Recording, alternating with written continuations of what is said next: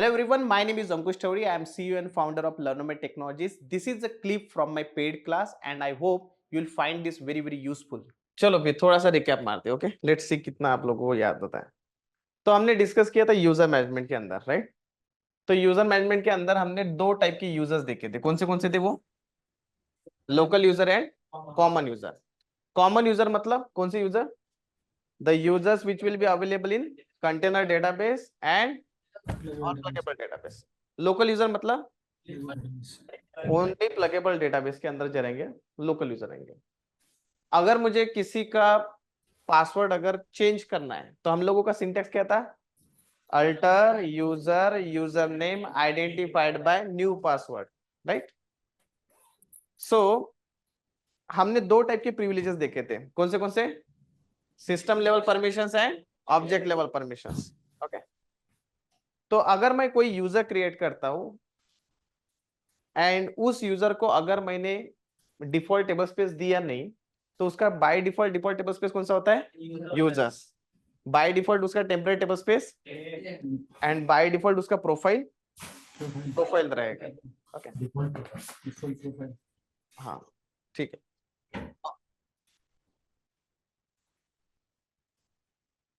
ठीक है, ऑलराइट। सो आज हम डिस्कस करेंगे डेटा पंप और EXPDP IMPDP के बारे में। ये क्या होता है? ओके, तो हमने क्या किया लास्ट टाइम? तो हमने हमारा एक सर्वर था, सर्वर के अंदर हमारा क्या था? डेटाबेस था। फिर इस डेटाबेस के अंदर हमने बहुत सारे यूजर्स बनाए रहे, यूजर। इसी यूजर को हम लोग क्या बोलते हैं? स्कीमा भी बोलते हैं। अब क्या हुआ, इस स्कीमा के अंदर ये हमारे क्या है? टेबल्स है।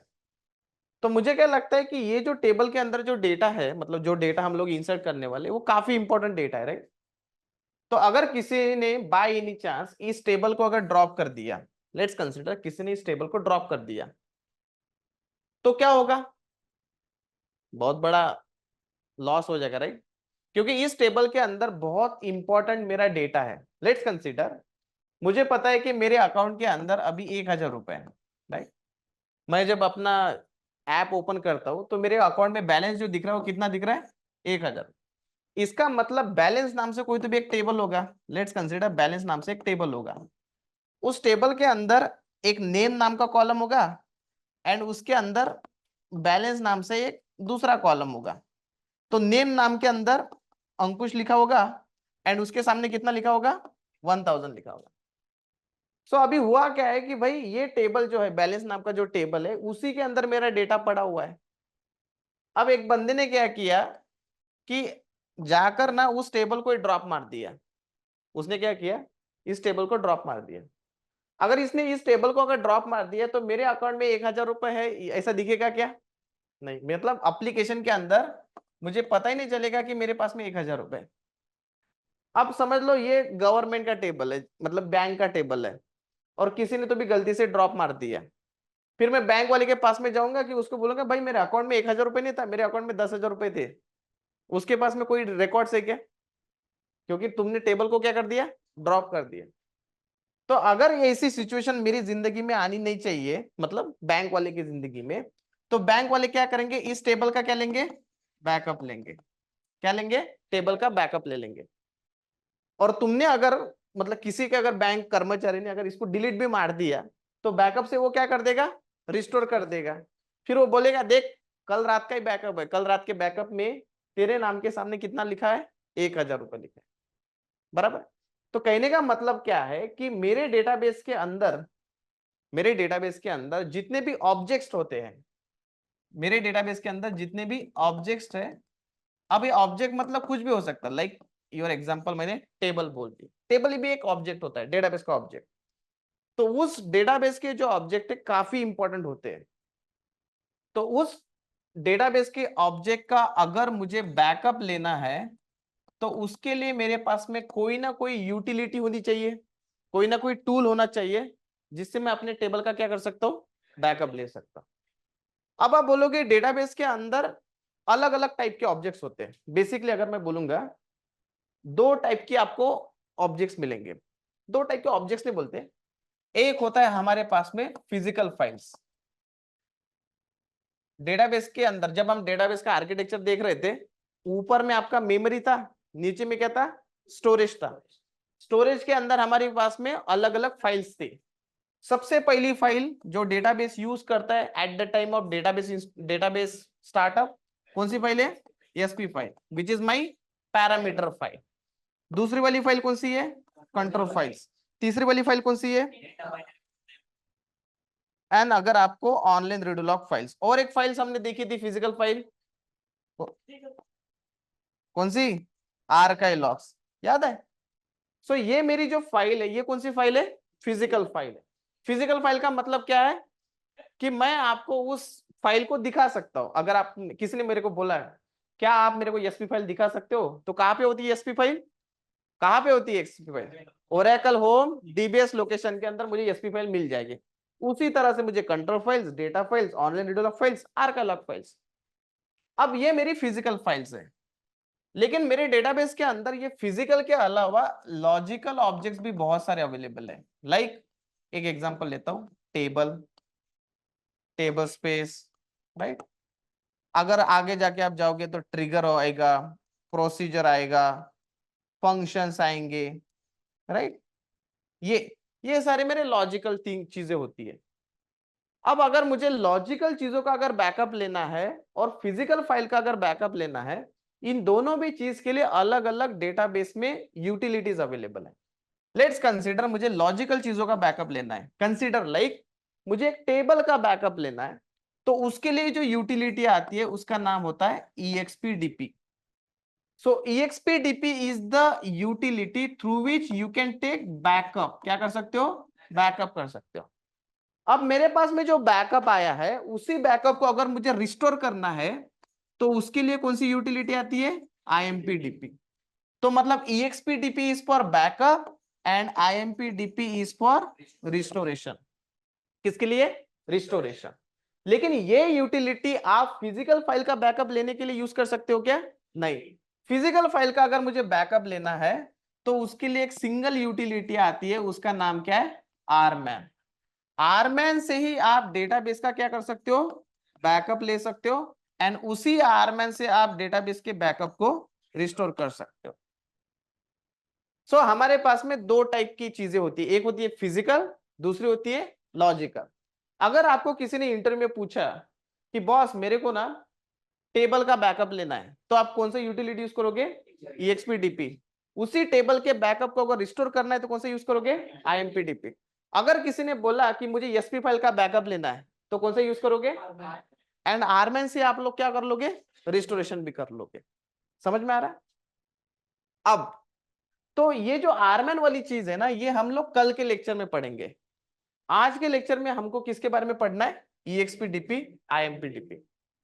अब पहले क्या होता था, लाइक ये जो आपकी EXPDP, IMPDP यूटिलिटी है, इसी को ही लोग ना डेटा पंप भी बोलते, क्या बोलते हैं, डेटा पंप।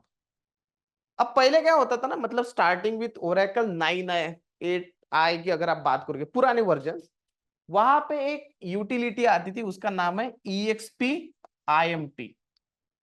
अब उसी का जो एडवांस वर्जन है, ये आपका एडवांस वर्जन आता है EXPDP, IMPDP। इसी को बोला जाता है डेटा पंप। ये स्टार्टिंग फ्रॉम ओरेकल 10G से कुछ रिलीज हुआ है। ओके, इसके कुछ अलग फायदे हैं, लेकिन दोनों भी चीजें एक ही काम के लिए यूज होती है, लॉजिकल चीजों का बैकअप लेने के लिए। लेकिन आजकल मार्केट में ये चलता नहीं है, कौन सा चलता है, यही वाला चलता है। अब बेसिकली करना क्या है, लेट्स कंसीडर मेरे पास में एक टेबल है, मैं एक एग्जांपल लेता हूं। मेरे पास में एक टेबल है, टेबल का नाम वही अपना रटा रटाया, कौन सा, EMP टेबल के अंदर ये स्ट्रेट लाइन कौन सी होती है, रिकॉर्ड्स। मतलब मेरे पास में EMP नाम का एक टेबल है, टेबल के अंदर क्या है, रिकॉर्ड्स है। अब आपने बोला कि बॉस मेरे को ना ये EMP टेबल का क्या करने का है, बैकअप लेने का है। तो मुझे क्या करना है, इस EMP टेबल का क्या करना है, बैकअप। बैकअप करने के लिए कौन सा यूटिलिटी आता है, EXPDP लगा देते हैं, सामने क्या लगा देंगे, DP। तो EXPDP नाम से मेरे पास में एक यूटिलिटी है। जब आप बैकअप लोगे तो बैकअप को कहीं ना कहीं तो स्टोर करना पड़ेगा, कहीं ना कहीं तो स्टोर करना पड़ेगा। तो कहां पे स्टोर करोगे, डायरेक्टरी के अंदर। तो मैं क्या करता हूं, लेट्स कंसीडर ये मेरी डायरेक्टरी है, मैंने एक डायरेक्टरी बना दिया स्लैश डेटा स्लैश बैकअप नाम से एक डायरेक्टरी बना दिया। अब वो उसी सर्वर के ऊपर है, मतलब जिस सर्वर पे मेरा डेटाबेस है ना उसी सर्वर पे मैंने डेटा बैकअप नाम से एक डायरेक्टरी बना दिया। अब मैं क्या करूंगा, EXPDP को कॉल करूंगा, टेबल का क्या हो जाएगा बैकअप, एंड ये बैकअप कहां पे स्टोर हो जाएगा, इस वाली लोकेशन पे बैकअप स्टोर हो जाएगा। दिस इज द लोकेशन, वहां पे मेरा बैकअप स्टोर हो जाएगा। क्लियर है, या तो कोई कंफ्यूजन? अब इसी बैकअप को अगर मुझे रिस्टोर करना है तो मुझे क्या यूज करना पड़ेगा, IMPDP मुझे यूज करना पड़ेगा। मतलब बैकअप करने के लिए EXPDP एंड रिस्टोर करने के लिए IMPDP। एकदम सिंपल सिंपल फंडा है, राइट। अब जब मैं बैकअप करता हूं ना, इस बैकअप का एक फाइल बनेगा, बैकअप फाइल। उस बैकअप के फाइल को कुछ नाम भी देना पड़ेगा। लेट्स कंसीडर मैंने दे दिया ABC। अब अच्छा कुछ नाम देता हूं, लेट्स कंसीडर मैंने दे दिया EMP_table.DMP नाम से। मैंने ये टेबल बैकअप का नाम दे दिया, बैकअप फाइल का नाम दे दिया। अब ये सब कुछ समझ में आ गया आपको? इसी से हम लोग ना EXPDP की क्वेरी बनाते। तो टेबल का बैकअप कैसे लेंगे, लेट्स कंसीडर मुझे लिखना है EXPDP। क्या लिखना है, EXPDP। अब ये EXPDP ना आपका जैसे आरमैन होता है, जैसे आपका SQL प्लस होता है, उसी तरह से EXPDP भी आपके ओरेकल होम बिन के अंदर होता है। किसके अंदर, ओरेकल होम। SQL प्लस किधर होता है, जब आप लिखते हो SQL प्लस स्लैश या sysdba, मतलब SQL प्लस एक छोटी सी स्क्रिप्ट है, वो किधर है, वहां कहां पे अवेलेबल है, ये ओरेकल होम बिन के अंदर। उसी तरह से EXPDP किधर है, ओरेकल होम बिन के अंदर। तो ये जो कमांड है, ये कमांड मुझे SQL प्रॉम्प्ट के अंदर चलाना है, SQL प्रॉम्प्ट के बाहर चलाना है, बाहर चलाना है। क्योंकि SQL प्रॉम्प्ट के अंदर जो हम कमांड चलाते हैं वो नॉर्मली कौन सी क्वेरीज होती है, SQL क्वेरी होती है। EXPDP ये SQL क्वेरी है क्या, तो हम उसको कहां पे चलाएंगे, बाहर। अच्छा, EXPDP is the utility which is mainly useful for taking a backup.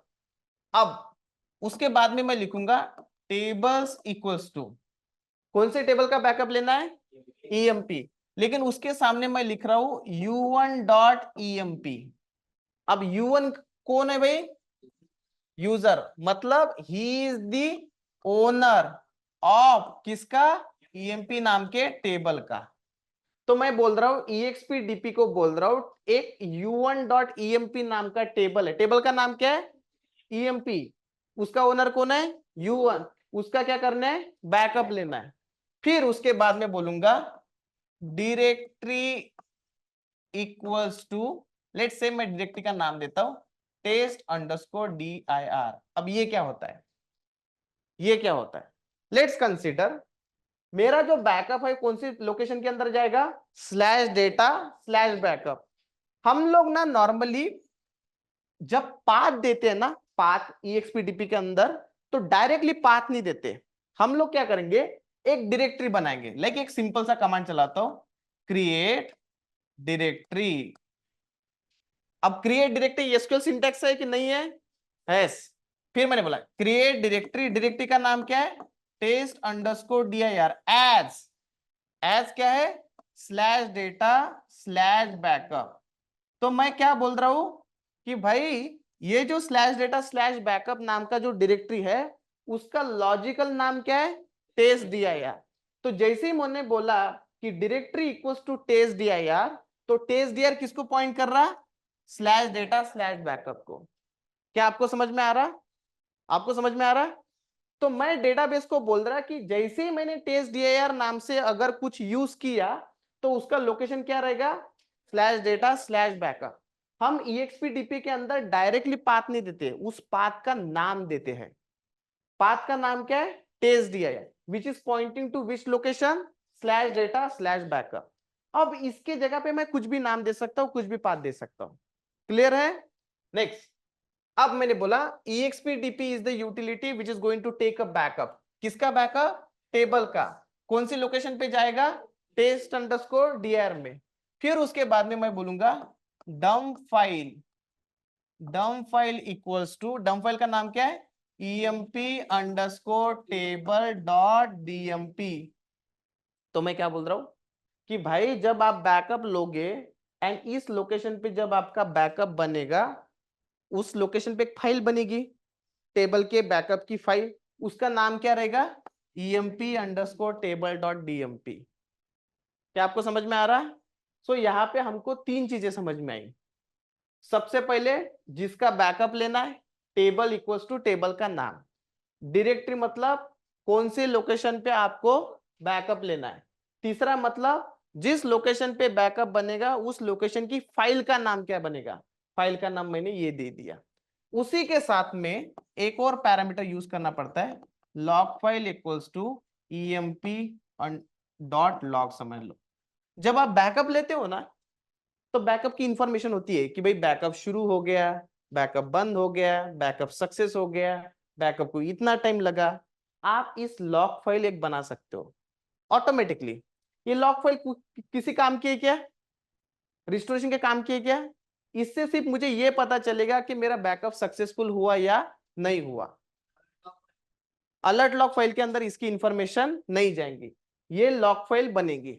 अब ये लॉग फाइल एंड डम फाइल दोनों भी किधर बनेगी, डायरेक्टरी के अंदर। और डायरेक्टरी का पाथ किसका है, testdir which is pointing to /data/backup।